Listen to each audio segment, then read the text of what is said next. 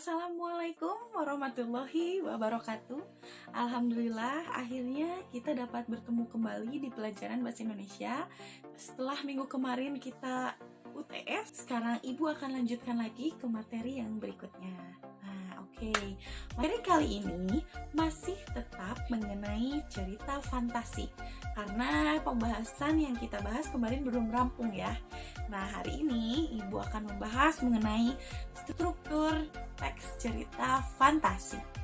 Nah, apa saja sih struktur cerita fantasi tersebut? Teks cerita fantasi disusun dengan struktur yang terdiri dari orientasi, komplikasi, resolusi, dan koda. Nah, apa saja keempat struktur tersebut Ibu akan bahas secara detail agar anak-anak bisa paham dan mengerti. Baik, struktur yang pertama dalam cerita fantasi yaitu adalah orientasi. Orientasi merupakan bagian awal yang berisi pengenalan tokoh, latar tempat, latar waktu, dan suasana. Tentu saja dengan tokoh dan penokohan.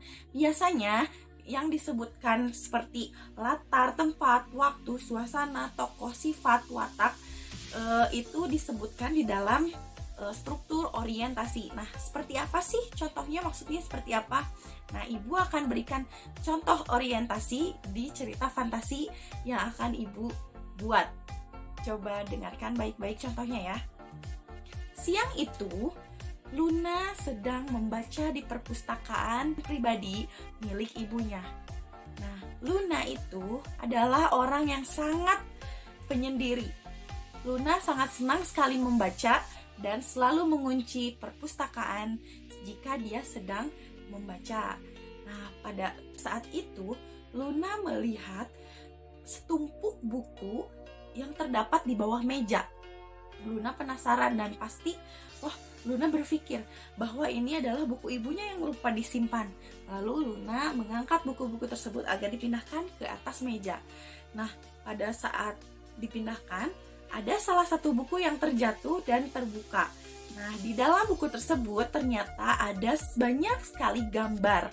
Wah, Luna sangat terpesona sekali dengan gambar-gambar yang terdapat di buku tersebut. Luna merasa heran, apakah ini buku milik ibunya? Nah, karena penasaran, akhirnya Luna membaca lembar demi lembar buku tersebut dengan takjub.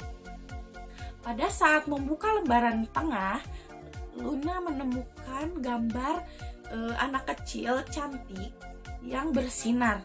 Lalu, pada saat itu, Luna tersedot masuk ke dalam buku tersebut.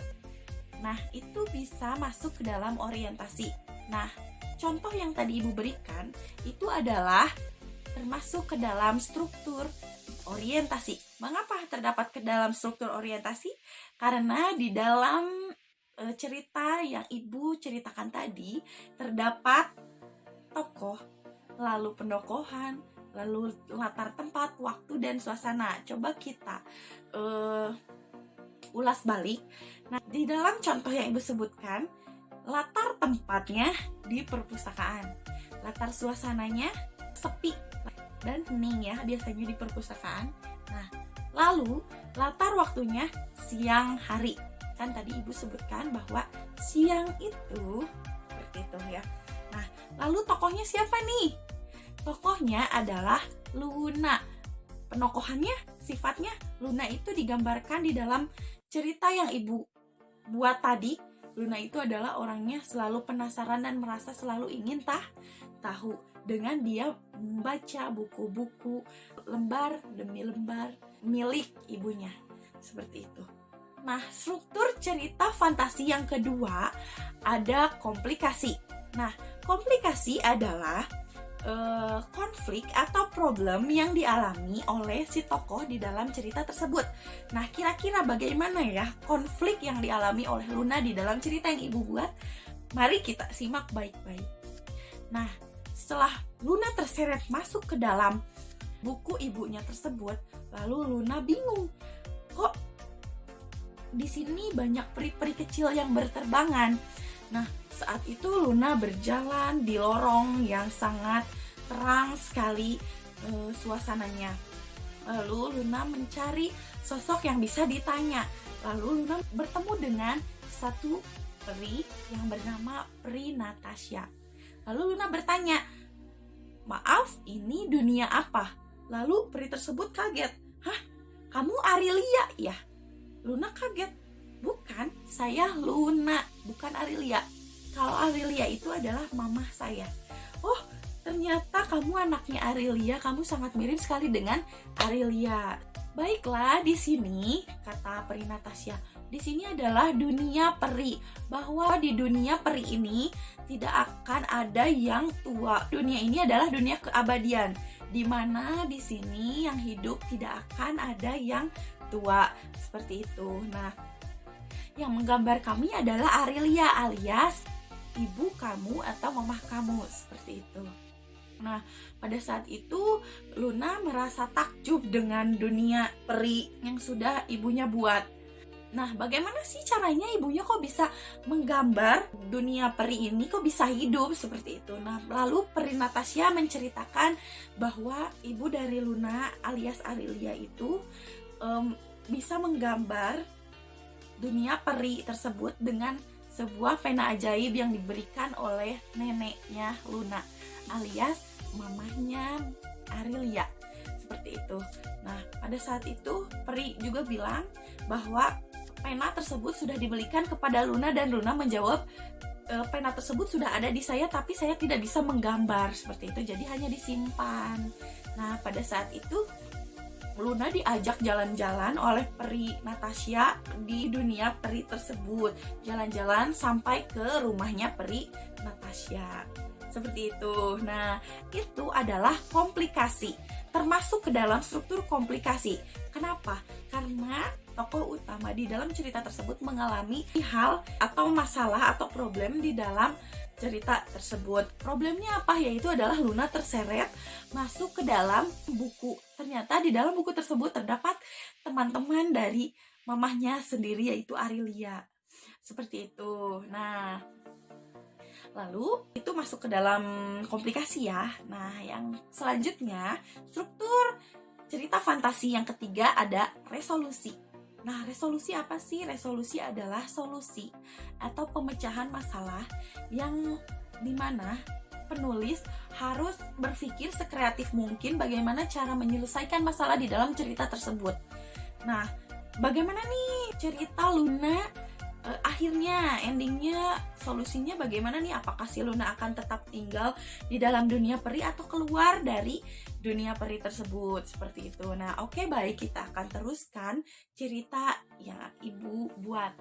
Nah, setelah itu, setelah berkeliling dunia peri, Luna tadi kan Luna sudah diajak ke rumahnya, lalu Luna berpikir untuk kembali ke dunia nyata untuk memberitahu ibunya bahwa Peri Natasha dan peri-peri di dalam dunia peri rindu kepada mamahnya, dan Luna juga ingin memberikan kejutan kepada sang ibu atau mamahnya. Nah, lalu Luna berpamitan kepada Peri Natasha untuk pergi ke dunia nyata. Lalu Peri Natasha bilang untuk sampaikan salam kepada ibunya. Lalu Peri Natasha mengantarkan Luna ke pintu perbatasan. Nah, setelah itu Luna masuk kembali ke dunia nyata. Lalu Luna pergi ke kamar ibunya dan memberitahu, "Ibu, apakah ibu tahu buku ini?" Ibunya langsung terkejut bahwa, "Luna, ini buku yang ibu cari-cari. Kenapa kamu menemukannya?" "Terima kasih sayang," katanya seperti itu. Jadi ibunya juga mencari-cari buku itu dan tidak ketemu, malah ketemunya sama Luna.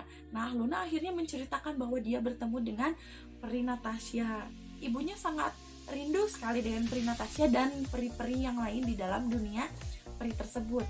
Nah, itu termasuk ke dalam resolusi. Solusi yang diambil oleh penulis di dalam cerita si Luna ini, si buku dunia peri ini adalah si Luna dibiarkan untuk kembali ke dunia nyata dan memberitahukan ibunya bahwa bukunya ketemu dan di dalam buku tersebut ada peri yang hidup, seperti itu. Nah, selanjutnya yang terakhir, struktur cerita fantasi yang terakhir ada koda.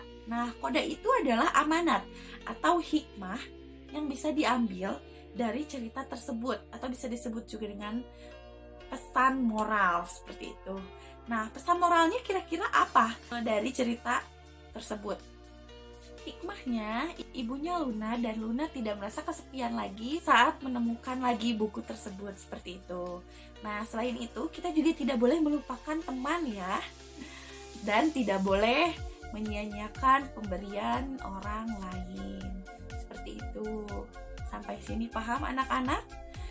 Kalian juga bisa mencari struktur-struktur di dalam teks cerita fantasi yang lain. Misalkan dari teks cerita fantasi Snow White itu strukturnya pasti ada. Cerita fantasi Cinderella yang ibu ceritakan kemarin, strukturnya pasti ada. Seperti itu. Jadi setiap cerita fantasi mempunyai struktur yang tadi ibu sebutkan, yaitu adalah orientasi, komplikasi, resolusi, dan koda. Yang dimana orientasi adalah awal, pengenalan tokoh, latar tepat, latar waktu, suasana. Selain itu, komplikasi adalah masalah yang dialami oleh tokoh. Resolusi adalah solusi dari masalah itu apa.